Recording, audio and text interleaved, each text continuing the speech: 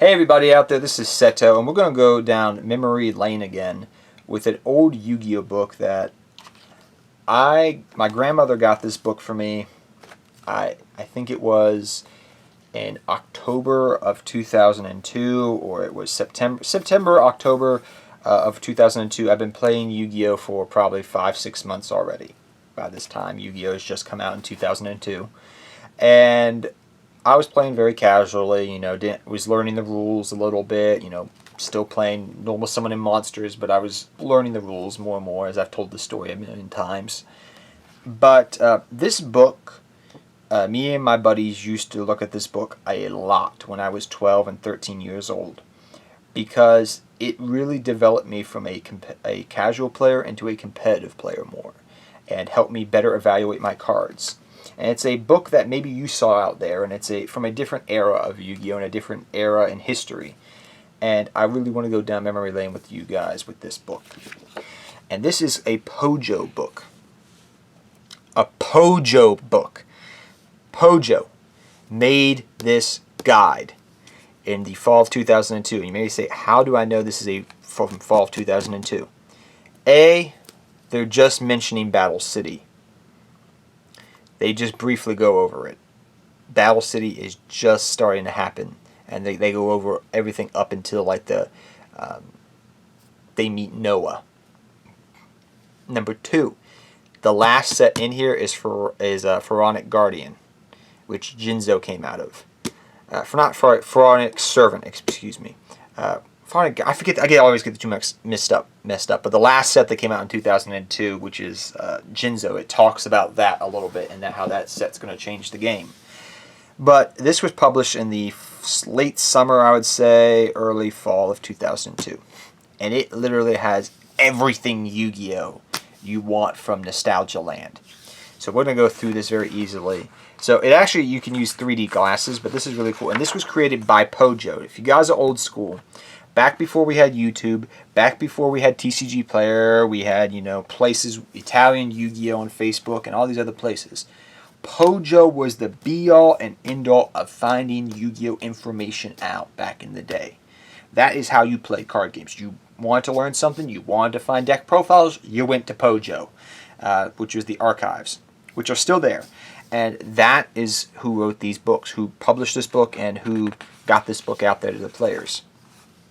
And it's really cool. We're going to go through this, which is really cool. So the first part of it talks about the anime. It talks about all the characters from the anime, which is really cool. It talks about their manga counterparts, their anime counterparts on TV, things of that nature. It talks about characters that are coming out in the future. And it talks about one specific character that nobody knows unless you watch Season 0. It's the only book I've ever seen that talks about her, and that's Miho. I can never pronounce it. How do you pronounce her name? Miho. It talks about Miho, which nobody talks about Miho.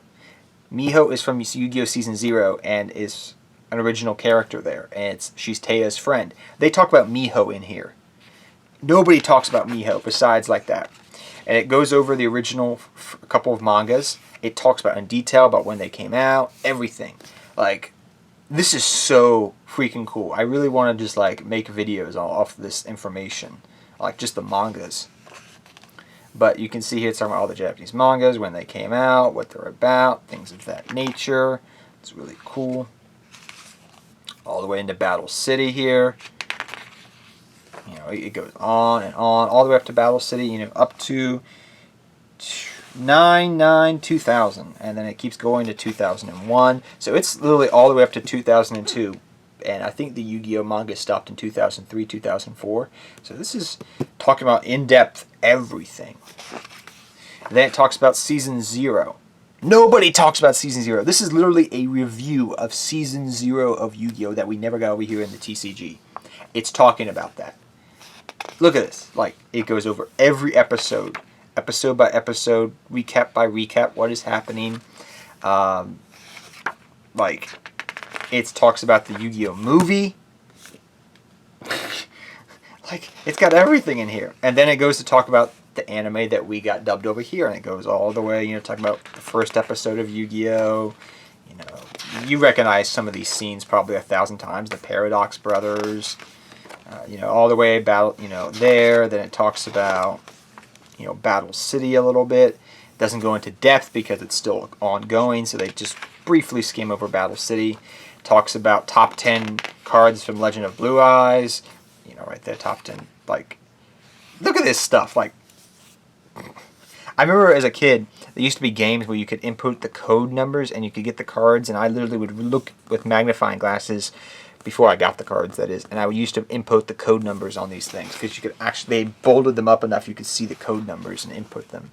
And this is back before the internet was really what it is nowadays, so you have to remember that. You got, what were some of the best cards out? Metal Raiders, look at that. Barrel Dragons, number 9. Cannon Soldier, they even knew back then that Cannon Soldier was going to be broken, man. Damn. Tremendous Fire is number 10. Robin Goblin, that was actually a really nice tech card to run back then for fun. Oh my gosh, Ceremonial Bell, Karate Man. Spear Cretin. Crab Turtle, number 5. Oh my gosh, that's awesome. Mahavela was a great card. We've talked about that in the history of Yu-Gi-Oh series before. That talks about some like broken cards. Like, look at these cards. Banned. Broken. Great card. Broken. Pretty good card for the day. Like, so many good cards. Talks about the tournament pack series. That's how you know it's the late 2002, like the fall of 2002, because they're talking about the first tournament pack, which is Mechanical Chaser, Axe Raider, you know, these cards that people were using a little bit back then. So this is literally like a glimpse back into the fall of 2002 in Yu-Gi-Oh! The first 6 months of Yu-Gi-Oh! That's what this is covering. Like, bloody hell.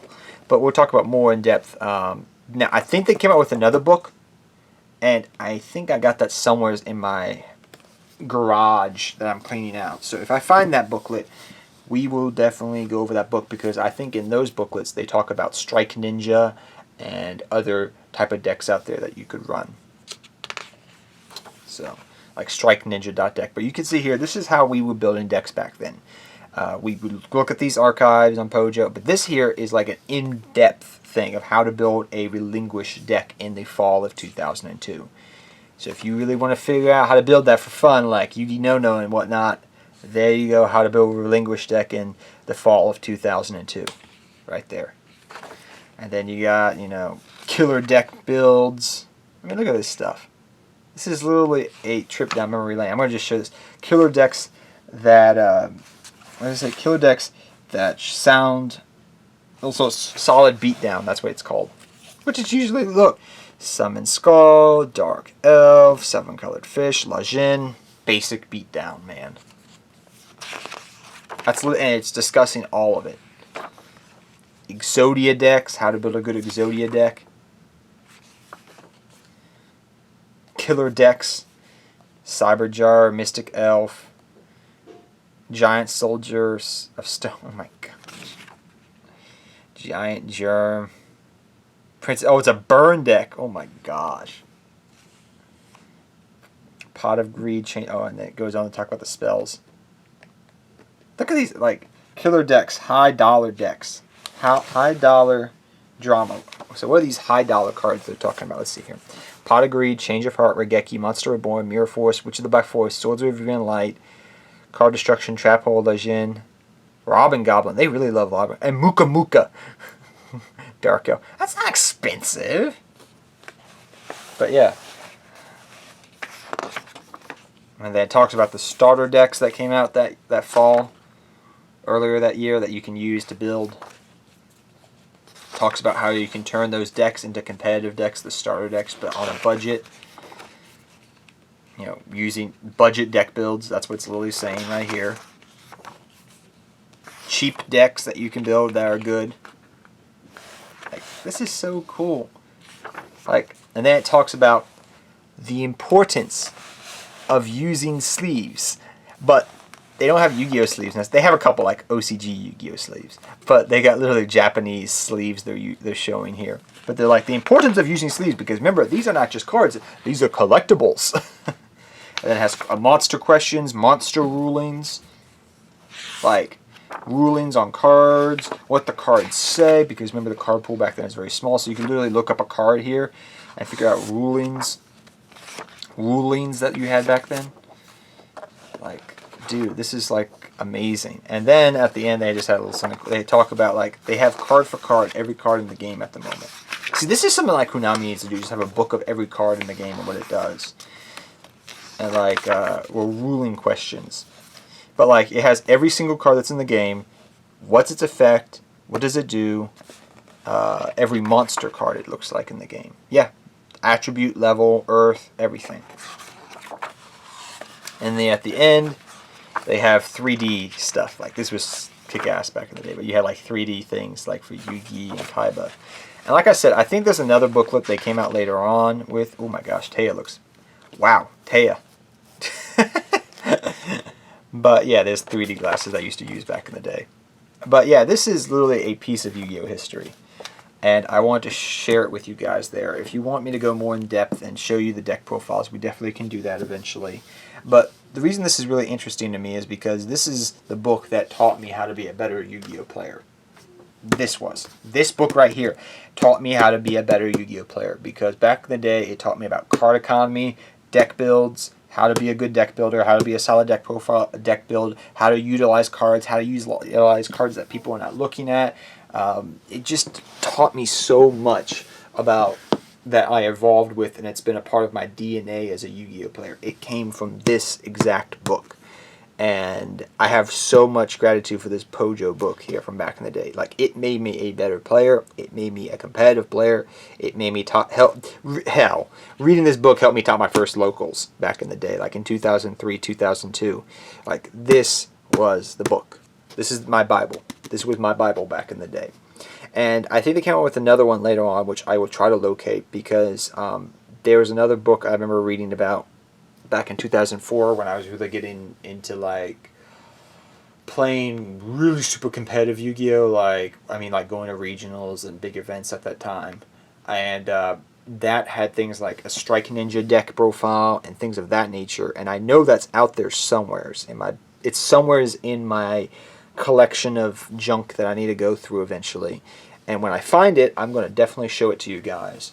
But I hope you guys enjoyed this little preview of the looking back through a capsule in time to when Yu-Gi-Oh was in its infancy, and learning about Yu-Gi-Oh cards, learning how to play the game. This is what taught me to play the game properly, not just be like, okay, I'm going to normal summon this card and I'm going to attack you. I'm going to normal summon Blue Eyes White Dragon, attack you. This helped me become a better player. So I hope you guys enjoy this trip down memory lane with me, and I'll see you guys next time. And until next time, guys, take care, have fun dueling, good luck dueling, and I'll see all of you guys next time. Good luck dueling to all of you. Take care, everybody.